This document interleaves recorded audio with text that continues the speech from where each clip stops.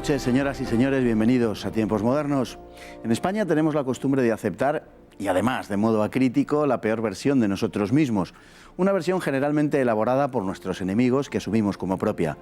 La aventura de la Gran Armada, que los españoles jamás llamaron invencible, pero que los ingleses bautizaron así para realzar su victoria, fue ciertamente una campaña que salió mal. Pero no fue la quinta esencia de todos los fracasos que en el mundo han sido, ni siquiera fue el comienzo del fin del Imperio Español. Eso es lo que el enemigo hubiera querido y lo que inexplicablemente hemos asumido como verdad. Le contamos por qué.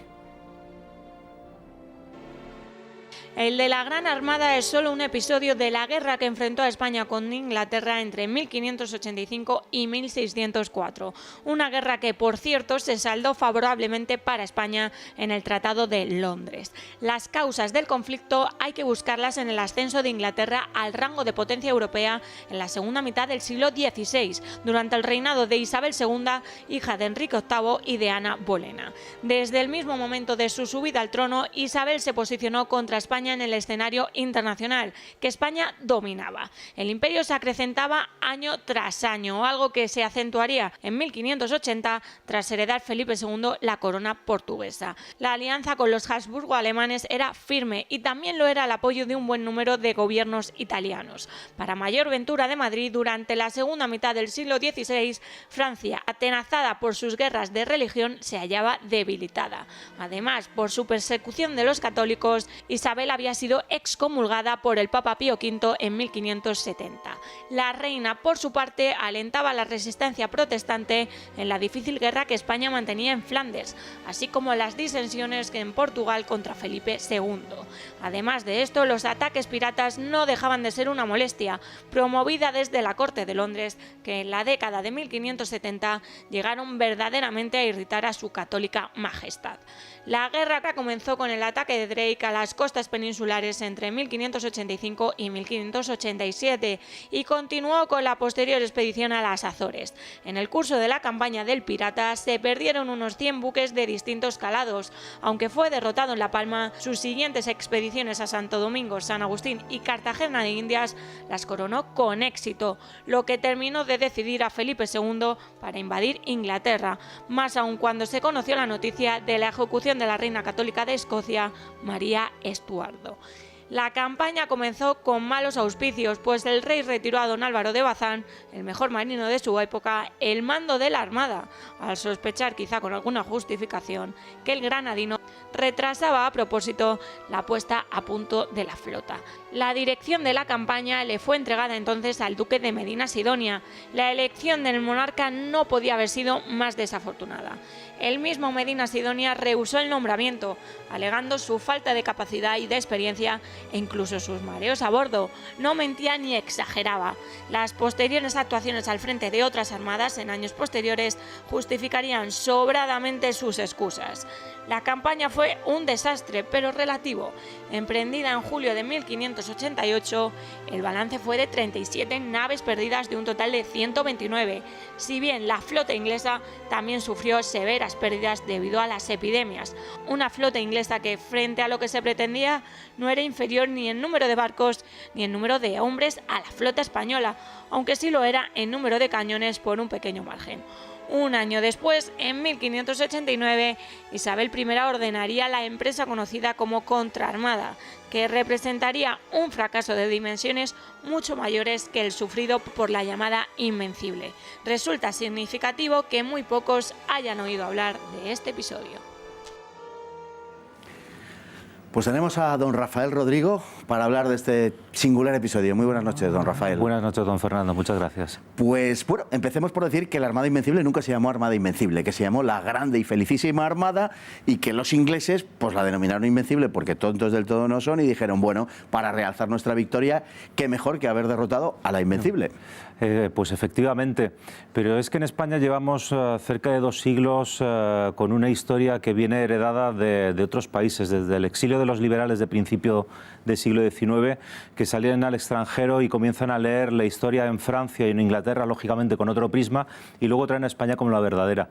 Y luego en los últimos años, en los últimos 50, 80 años, hemos tenido para mi gusto una plaga, que son los llamados hispanistas, que han venido a contarnos nuestra propia historia, lo cual es bastante peculiar, salvo honrosas excepciones, porque hay, por supuesto, hispanistas de gran nivel. Pero sería muy usado, creo, don Fernando, por nuestra parte, por muy doctores en historia que seamos, de ir a enseñarles la historia a franceses o británicos. Afortunadamente, la historia de la Armada la tenemos en los archivos. Hace ya más de 30 años pude catalogar el archivo del Fondo Sanz de Barutel del Museo Naval de Madrid, donde viene perfectamente detallado el número de barcos que formaron la Armada y las pérdidas.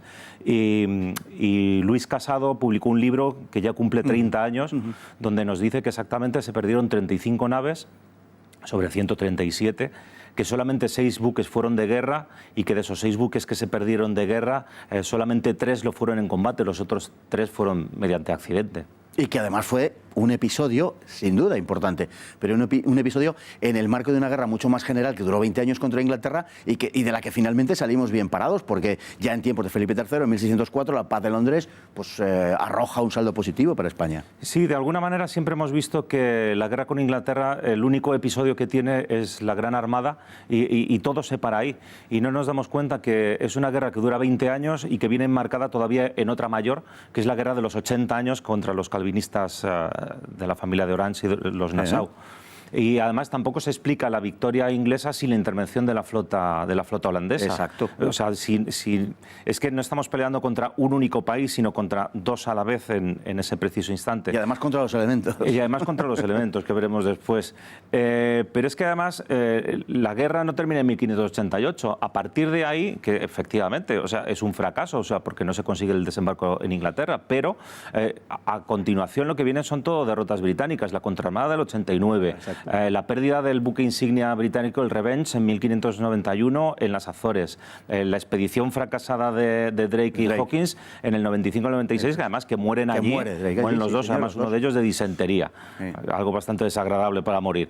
Y además la última contraarmada, que es de 1597, sí. Y además es una paz desfavorable que tiene que pedir Inglaterra en 1604, cuando ya gobierna Jacobo I. Exacto. Una guerra que además, digamos las cosas como son, hizo lo posible por provocar Isabel II. Es una guerra que provoca Inglaterra para ascender a un rango de potencia superior, porque hasta el momento Inglaterra estaba 1 o 2 escalones por debajo de Francia y de España.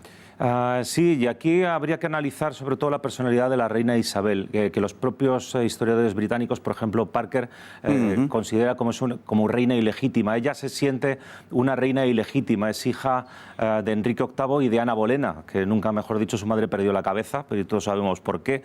Así que ese sentimiento de no ser una reina verdadera de Inglaterra, la excomunión de 1570, le lleva a pagar e incluso a ofrecer barcos de la propia Armada Real para los actos de piratería de Drake y Hawkins durante la década de los 70.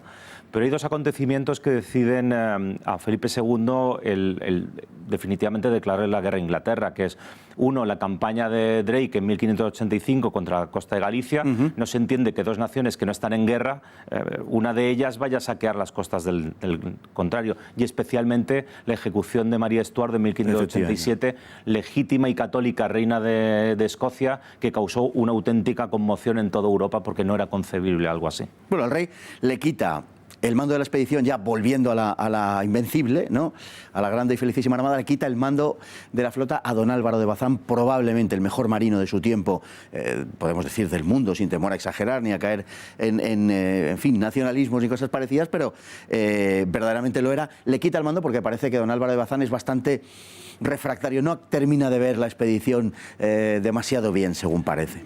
Exactamente, vamos a ver. Es que hay 2 planes de invasión de Inglaterra, y entonces hay 2 planes que luego al final se complementan, pero son distintos. Álvaro de Bazán piensa que hay que juntar una armada con distintas flotas, pero que la fuerza de desembarco tiene que salir directamente desde la península. Contrario a esta opinión, tenemos a Alejandro Farnesio, que desde Flandes considera que sería mejor un golpe de mano, aprovechando que ya tiene a los tercios viejos haciendo la guerra a los holandeses allí.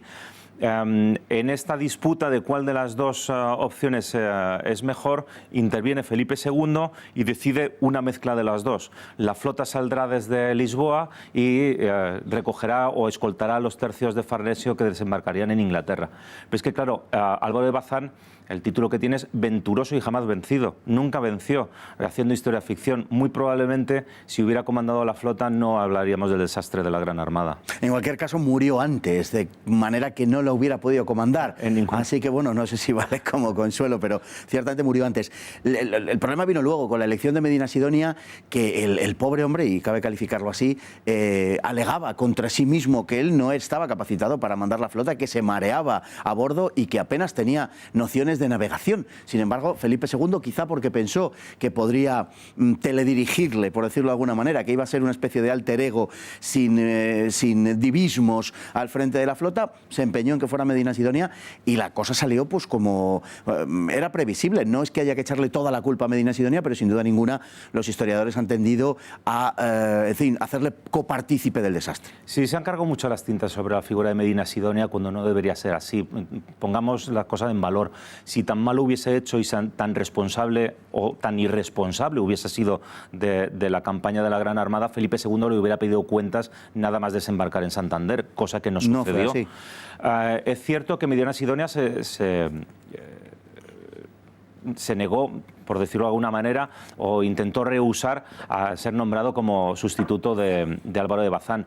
Pero también es cierto que él había contribuido a la creación de la Armada, especialmente de la flota de Andalucía, a los bastimentos. Era una persona que creó los formularios militares para rellenar todos los elementos necesarios y que además tuvo mucha prudencia porque, por supuesto, las medidas al final fueron malas porque el resultado fue el que fue, pero hay que tener en cuenta que él siempre reunió a sus capitanes, a los capitanes de las distintas flotas donde había opiniones distintas y él siempre siguió la opinión mayoritaria, como por ejemplo fue la de no volver a intentar la reunión con Farnesio y regresar por el norte hacia España.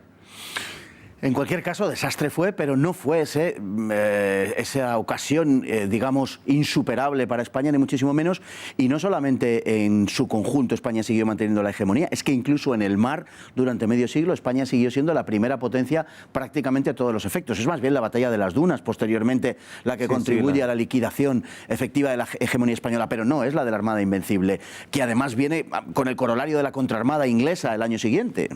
Sí, siempre justamente por eso, por esta tradición que tenemos de habernos creído la historia que nos han vendido otros países y aceptarla como la verdadera y la buena. Vamos a ver, se apunta muy bien, es decir, al año siguiente hay una contraarmada que es un desastre todavía más soberano y más absoluto de Drake, que llega a perder prácticamente el 50% de sus efectivos. En la misma Gran Armada, la flota británica pierde también la mitad de sus tripulantes debido a las enfermedades y luego son poco menos que abandonados cuando hay que rehacer la flota. Pero tenemos además otros ejemplos y es, ya yendo hacia el siglo XVII, Felipe II aprende muy bien los errores de la Gran Armada y potencia precisamente lo que algunos de sus consejeros le han dicho de que tiene que ser además un gran señor del mar. Y esta hegemonía española, por ejemplo, la podemos alargar a principios del siglo XVII, con tiempos de Felipe III, con el combate de Cabo Celidonia en 1616 del Gran Osuna, donde solamente 5 navíos españoles derrotan a 55 galeras turcas. Pero es que además es que los españoles en 1619, Octavio de Aragón llegó a bombardear la mismísima Constantinopla con sus galeras. Pues así es, don Rafael, es una historia verdaderamente fascinante que completaremos en su momento con el relato de los varios desembarcos españoles en costas de Inglaterra, que es un episodio bastante o muy desconocido por el gran público, pero que efectivamente, aunque no se pudo culminar en este caso, sí se haría más adelante. Pues le emplazamos a ello, don Rafael. Muy bien, muchísimas gracias por estar con nosotros. Igual que ustedes, muchísimas gracias por estar ahí con nosotros noche tras noche y hasta mañana, si Dios quiere.